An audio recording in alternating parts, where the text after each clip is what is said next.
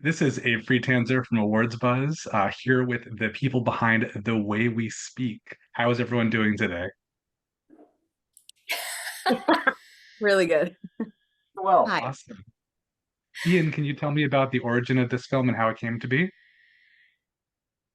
yeah, I wrote the screenplay back in 2017, 2019. I was kind of marinating in a couple of my favorite documentaries, Best of Enemies and Life Itself, film critic Roger Ebert. I don't know, watching the news, and I thought, as much as I love those docs, I would try to distill some themes out of those into something that I thought I could make as a writer director and wanted to watch as an audience member, and that kind of, out the other end came The Way We Speak. I'm happy to hear you mention Best of Enemies because that's a film I really like. And I think it's interesting because this film isn't about politics, the debate, but it's still about that nature, just people with such opposing convictions who so rarely actually share the same stage. I love hearing you say that. And yes, that was a moment of rare clarity for me where I was like, I don't have the appetite to watch a political film. And I thought Best of Enemies did it so well. I thought the next most like adjacent but parallel thing was, religion. And then with my own upbringing, I was like, I can write about this and make it credible. So yeah, it was a little bit of self-preservation because it was more palatable but still relatable. So I'm glad that you pick up on that. Great. Well, Patrick, Deanna, Kaylee, is this the kind of debate that you would want to watch in your own lives? For sure. Definitely I would. Especially with I have a very similar background as Ian, and I would love to watch people humanely, unlike the characters in this film, really go at it. Well, that's funny. Kailey says that. I think Simon's character is wildly humane to her. Yeah, Absolutely you treats her fine. I mean, that's what's kind of what I found was, Ian's script is about something. It's about ideas, and to his point, it doesn't live in the political landscape, which is great. It's refreshing because it allows you to actually listen to the ideas. And from my perspective and the character's perspective, the two ladies in his life that are sort of the anchors. Diana plays my wife, and the way that I behave with her is appalling. Really, it's a real sort of taking for granted sort of thing, and I expend my energy instead on Kaylee's character as well, and I throw all my passion that way. And for Simon's character, I think it's a real reckoning of like those two energies and where they should be placed is what he sort of comes to towards the end of it. But working with Diana and Kailey was a real treat. There's no doubt about it. They anchored me in all the ways that an actor wants to be anchored.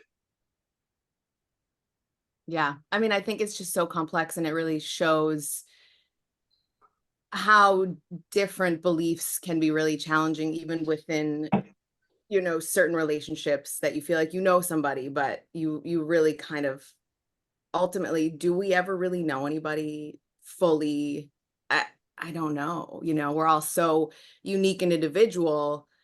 And watching the film was cathartic for sure. And I think Ian did such a great job of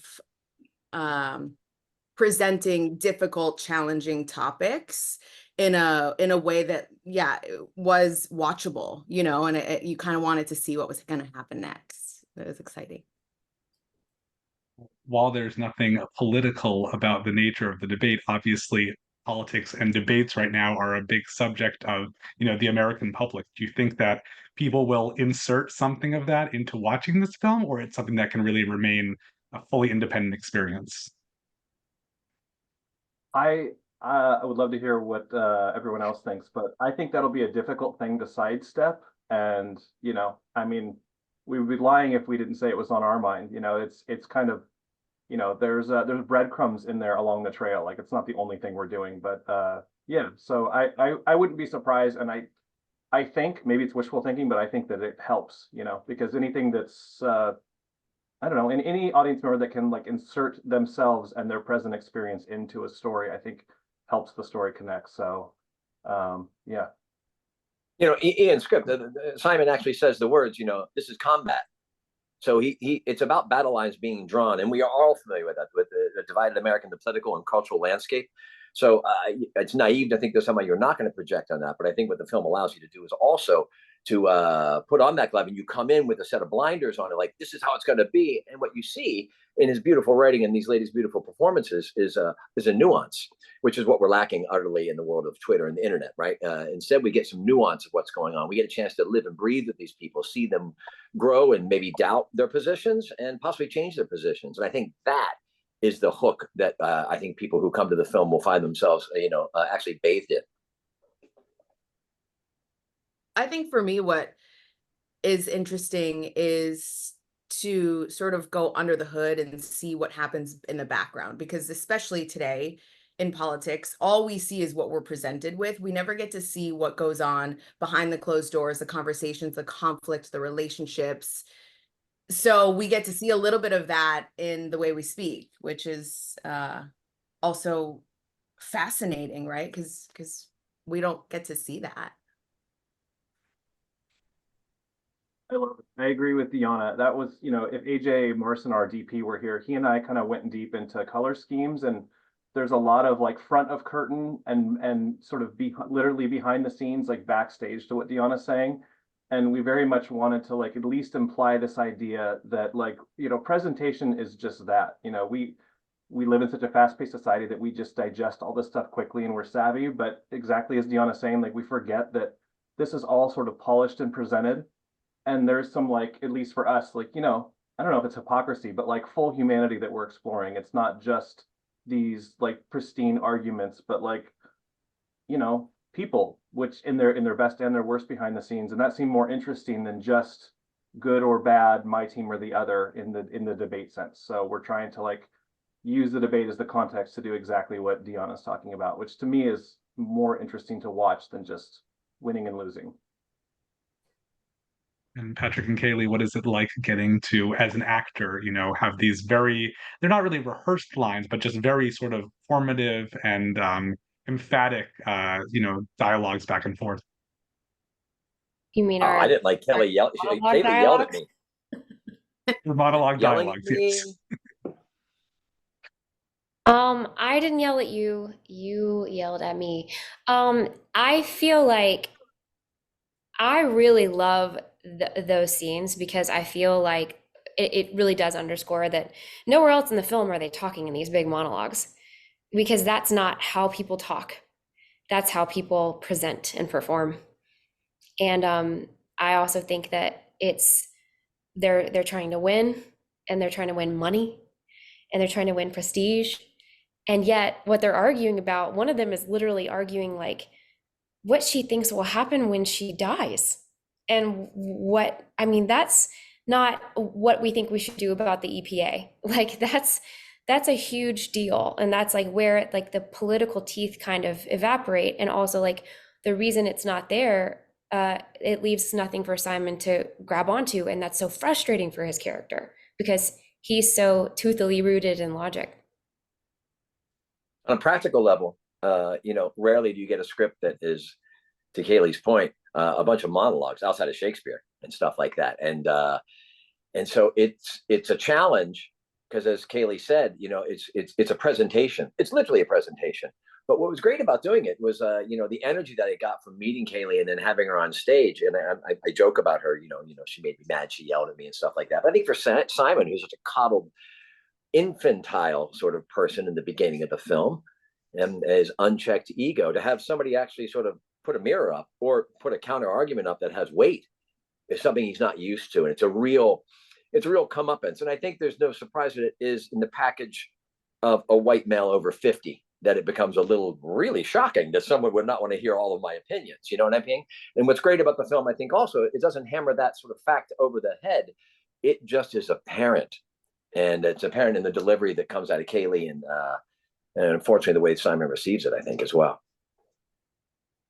It's also very interesting how religion is portrayed, because very often in a lot of films it's seen as something very negative, but partially because of how aggressive and just unkind Simon is, religion isn't the enemy. It's just another topic to sort of be debated. Oh, yeah. Intellectual catnip is really the thing. It's funny. It's almost like he's arguing something without really listening to what the argument is. He just wants to win, right?